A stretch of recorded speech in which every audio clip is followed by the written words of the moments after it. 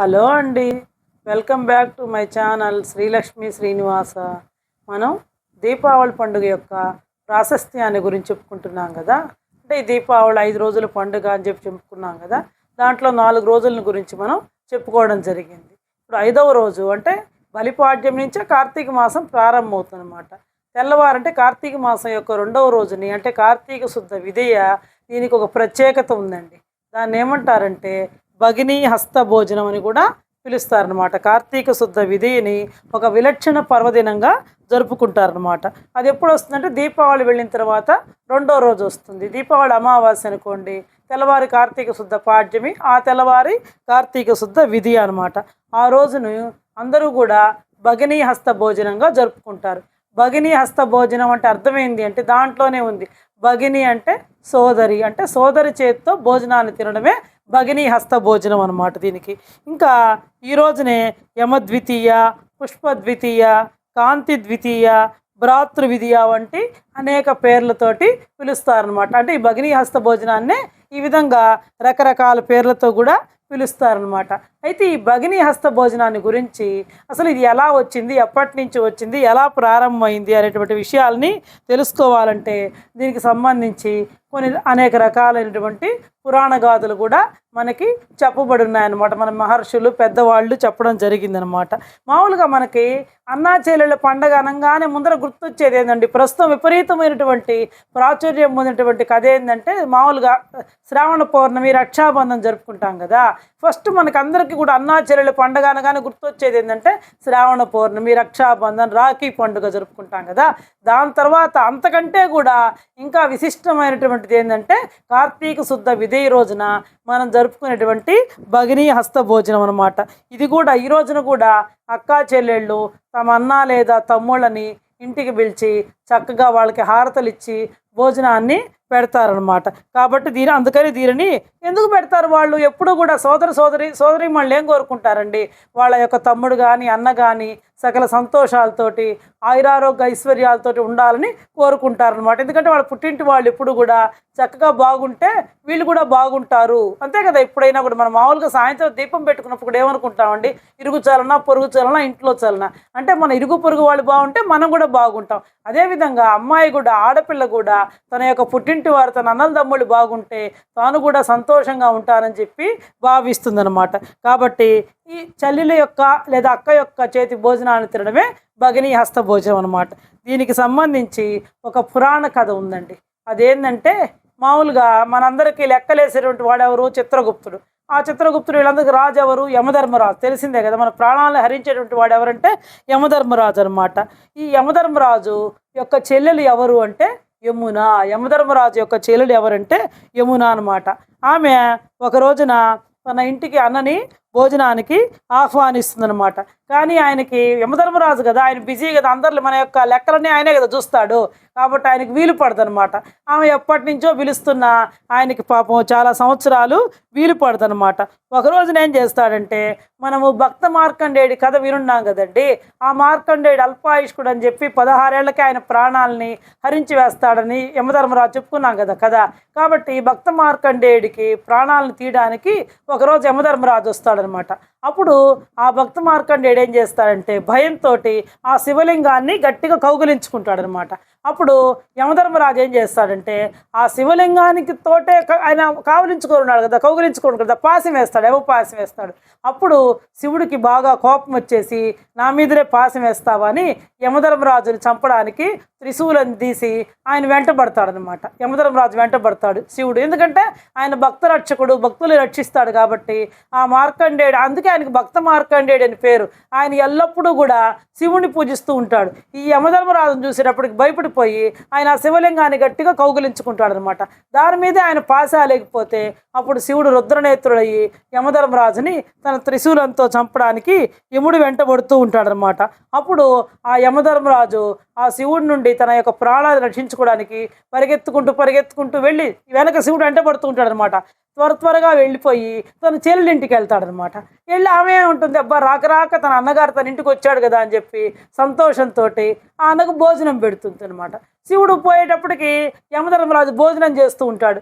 కాబట్టి భోజనం చేసే వాళ్ళు చంపకూడదు కదా. ఎవరైనా కూడా మనం కూడా చూడండి, ఏదైనా విషయం చెప్పాలంటే వాళ్ళు అన్నం తింటున్నప్పుడు అలాంటి టైంలో చెప్పాం కదా, ఎందుకంటే వాళ్ళు బాధపడుతూ ఉంటారు. లేదు, తినే అన్నం ప్రశాంతంగా తినాలి. ఎప్పుడైనా సరే మన ఇంటికి వచ్చి ఎవరన్నా వచ్చినప్పుడు అన్నం పెడితే వాళ్ళకి ప్రశాంతంగా పెట్టాలి. అంతేగాని అలాంటప్పుడు లేనిపోని విషయాలన్నీ కూడా వాళ్ళకి చెప్పకూడదు అనమాట. కాబట్టి శివుడు కూడా ఇక్కడ యమధర్మరాజు భోంచేస్తూ ఉండేటప్పటికీ ఆయన ఏం చేయకుండా వెళ్ళిపోతాడు. ఈ లోపల భక్త మార్కండేయుడి ప్రాణాలు కూడా రక్షించబడతాయన్నమాట. ఈ విధంగా భక్త మార్కండేయుడి యొక్క ప్రాణ రక్షణ జరుగుతుంది అనమాట. ఇంకేం చెప్పేసి చాలా రోజుల తర్వాత తన అన్న ఇంటికి వచ్చాడు కదా అని చెప్పేసి ఆ యమధర్మరాజు సోదరి ఆ యమున ఏం చేస్తుందంటే, అన్నకి అబ్బా సంతృప్తికరంగా భోజనం పెట్టాలనేటువంటి కోరిక నాకు బాగా చాలా నెరవేరిందని చెప్పి ఆయనేమనుకుంటాడు యమధర్మరాజు, అబ్బా శివుడి చేతుల్లో నేను చనిపోకుండా, శివుడి ఆగ్రహానికి గురి కాకుండా నన్ను రక్షించింది, నా ప్రాణాలని కాపాడింది అని చెప్పేసి యమధర్మరాజు ముగ్ధుడైపోతాడు. ఎందుకంటే ఆమెకు తెలియదు కదా ఈ విషయం, శివుడు తరుముకొని వచ్చాడు అని చెప్పేసి. అప్పుడు ఆమె ఏమనుకుంటుంది, ఎంతో ప్రేమగా అబ్బాయి ఇన్ని సంవత్సరాల నుంచో మా అన్నగారిని భోజనానికి పిలుస్తుంటే రాలేదు, ఈసారి వచ్చాడని చెప్పి ఆమె ఎంతదో ఆడపిల్లకి చాలా ప్రేమ ఉంటుందండి. ఎక్కువగా కూడా అన్నల తమ్ముళ్ళ కంటే ఆడపిల్లకి తన సోదరుల పట్ల ఎంతో అభిమానం, తన పుట్టింటి వారి పట్ల చాలా ప్రేమ ఉంటుంది. అదేవిధంగా యమును కూడా తన అన్నైనటువంటి యమధర్మరాజు రాక ఇన్ని సంవత్సరాలకు వచ్చాడని చెప్పి ఎంతో అతిథి మర్యాదలతోటి ఆయనకి ఇష్టమైనటువంటి వంటకాలన్నీ చేసి తృప్తిగా భోజనం పెడుతుందన్నమాట. అప్పుడు యమధర్మరాజు కూడా తన చెల్లెలు, ఎందుకంటే శివుడి బారి నుండి తన ప్రాణాలని కాపాడింది, పైగా తనకు చేసినటువంటి ఆ అభిమానానికి అతిథి మర్యాదలకి ముగ్ధుడైపోయి యమధర్మరాజు అంటే, అమ్మా నీకేమన్నా వరం కావాలంటే కోరుకోమంటాడు అనమాట. అప్పుడు యమధర్మరాజు అప్పుడు కూడా చూడండి ఆమె ఏం కోరుకుంటుందంటే, ఏదో నాకు సంపదలు ఇయ్యి, నాకు అది అని కోరుకోలేదనమాట ఆమె.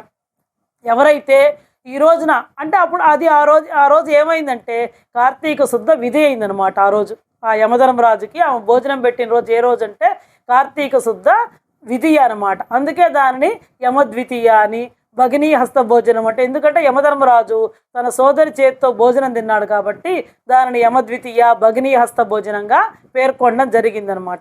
కాబట్టి అప్పుడు ఆమె ఏమన్నా వరం కోరుకో అని చెప్పి యమధర్మరాజు చెప్పంగానే ఆ యమున ఏం కోరుకుంటుందంటే, అన్న నాకు ఏం వరం వద్దు, ఈ రోజున ఈ యమద్వితీయ రోజున, ఈ కార్తీక శుద్ధ విధి రోజున ఎవరైతే తన అక్క చేతితో కానీ తన చెల్లెలతో చేతితో కానీ భోజనం చేస్తారో ఆ సోదరుడు దీర్ఘాయుష్మంతుడై అంటే మృత్యువు నుండి బయటపడతాడు. ఎందుకంటే యమధర్మరాజుని శివుడు చంపేసేవాడు కదా లేకపోతే.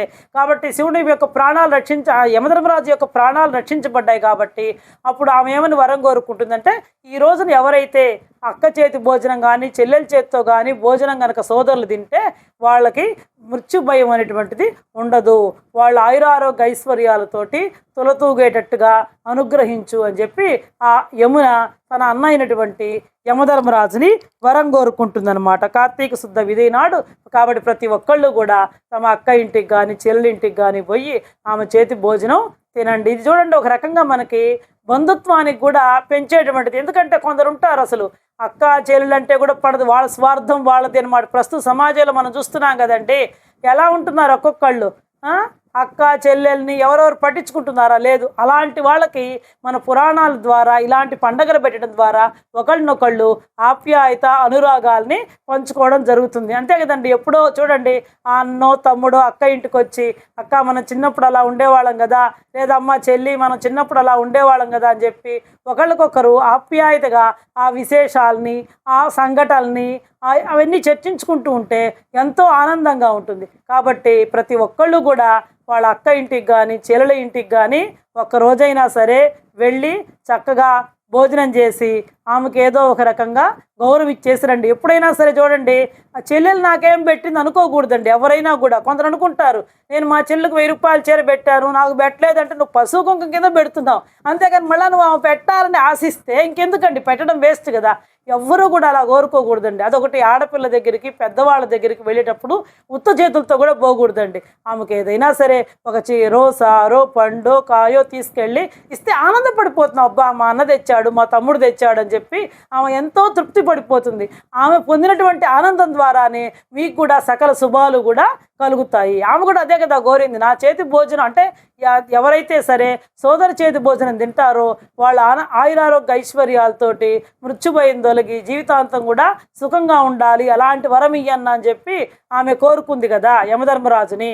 ఆయన చెల్లెలు. కాబట్టి ప్రతి ఒక్కళ్ళు కూడా ఈ రోజున వృధా పోనీయకుండా వీలైనంత వరకు, కుదరకపోతే ఏం చేయలేమండి, ఒకవేళ కుదరలేదనుకో ఫోన్ చేసి సంతోషంగా సంభాషించండి. దానికేం డబ్బులు ఖర్చు అవ్వాల్సిన అవసరం ఏం లేదు కదా. ఇప్పుడు ప్రతి ఒక్కళ్ళకి ఫోన్లు అందుబాటులో ఉన్నాయి కదా. చక్కగా భగిని హస్త భోజనం రోజున మీ చెల్లెలకో మీ అక్కకో ఫోన్ చేసి, అమ్మా నువ్వు ఎలా ఉన్నావు, ఆరోగ్యంగా ఉన్నావా, సంతోషంగా ఉన్నావా, నీ విశేషాలు ఏందని చెప్పి ఆప్యాయంగా, ప్రేమ అండి ఇక్కడ కావాల్సింది, అభిమానం, ఆప్యాయత, ప్రేమ. కాబట్టి దాన్ని ప్రతి ఒక్కళ్ళు కూడా పాటించి మళ్ళీ మన సనాతన భారతీయ కుటుంబ వ్యవస్థలో ఉన్నటువంటి ఈ ధర్మాలన్నింటినీ కూడా కాపాడాలి. కాబట్టి మనం ఈ కథ ద్వారా తెలుసుకుంది, ఈ కథ నిజంగా జరిగిందా లేదా అనేది మనకు చర్చ అనవసరం. ఈ కథ ద్వారా మనం తెలుసుకోవాల్సినటువంటి సాంఘిక విషయ సమాజానికి ఉపయోగపడే విషయం ఏంటంటే, ప్రతి ఒక్కళ్ళు కూడా అన్నా చెల్లెళ్ళు, అక్కా తమ్ముళ్ళు, తోడబుట్టిన వాళ్ళు ఒకళ్ళకొకళ్ళు సంతోషంగా కలుపుకున్నప్పుడు, ఆయన అన్న ఎదురు పడితే చెల్లెలు ఇటు మూడు తిప్పుకొని, అక్క ఎదురు పడితే తమ్ముడు అటు మూడు తిప్పుకొని ఉండడం కాదండి. ఒకళ్ళకొకళ్ళు కలుసుకున్నప్పుడు ఎవ్వరం ఏమి ఎత్తుకోబోయేది లేదండి, మన వెంట ఏమీ రాదు. కాబట్టి ఆ ఉన్న 4 రోజులు కూడా అందరం కలిసి సంతోషంగా ఆప్యాయతగా జీవించడంలోనే అర్థం ఉంది. కాబట్టి ప్రతి ఒక్కళ్ళు కూడా దీనిని పాటించండి. చూడండి, మనకు రామాయణంలో రాముడు ఏం చెప్తాడే అండి, ఆయన తన సోదరుడి మీద ఆయనకి ఎంత ప్రేమ అంటే ఆయన ఏం చెప్తాడు అంటే, ఏ దేశం పోయినా భార్య దొరకవచ్చు, ఆ భార్య ఉంది కాబట్టి పిల్లలు కలగొచ్చు, అంతేగాని తోడబుట్టిన వాళ్ళు నా లక్ష్మణుడు తమ్ముడు, నా తమ్ముడు నాకు ఈ జన్మలో ఇంక మళ్ళీ దొరకడు, అంతే కదండి. తోడబుట్టిన వాళ్ళు వాళ్లే కదా. మళ్ళీ ఇప్పుడు భార్య పోతే మళ్ళీ పెళ్లి చేసుకుంటారు, మళ్ళీ భార్య వస్తుంది, మళ్ళీ పిల్లలు వస్తారు. ఏ దేశం పోయినా భార్య వస్తుంది, పిల్లలు వస్తారు, కానీ తోడబుట్టిన వాళ్ళు మాత్రం దొరకరు అని చెప్పి ఆయన ఎంతో గొప్పగానో ఈ భ్రాతృబంధాన్ని గురించి చెప్తాడు. కాబట్టి ప్రతి ఒక్కళ్ళు కూడా ఒకే తల్లి గర్భాన మన తోడుతో పుట్టిన వాళ్ళు ఎంతో అన్యోన్యంగా సుఖ సంతోషాలతోటి, ఈర్ష్య, అసూయ, ద్వేషాలు, కోపాలు, పగలు, ప్రతీకారాలు లేకుండా సంతోషంగా ఉండాల్సినటువంటి అవసరం ఎంతైనా ఉందని చెప్పి ఈ కథ మనకందరికీ కూడా ప్రబోధిస్తుంది. రామాయణంలో రాముడే చెప్పాడు అంత గొప్పగా. కాబట్టి మనం అలాంటి విషయాలన్నింటినీ కూడా కొట్టిపారేయకుండా ఇదేందో పురాణ గాథ, పుక్కిడి కథ అనుకోకుండా దాని నుంచి మనం ఇలాంటి మంచి విషయాల్ని, మంచి నీతిని తెలుసుకోవాల్సినటువంటి అవసరం ఎంతైనా ఉంది. ప్రతి ఒక్కళ్ళకు కూడా ఇది ఇట్లాంటివి అవసరం, అంతే కదండి.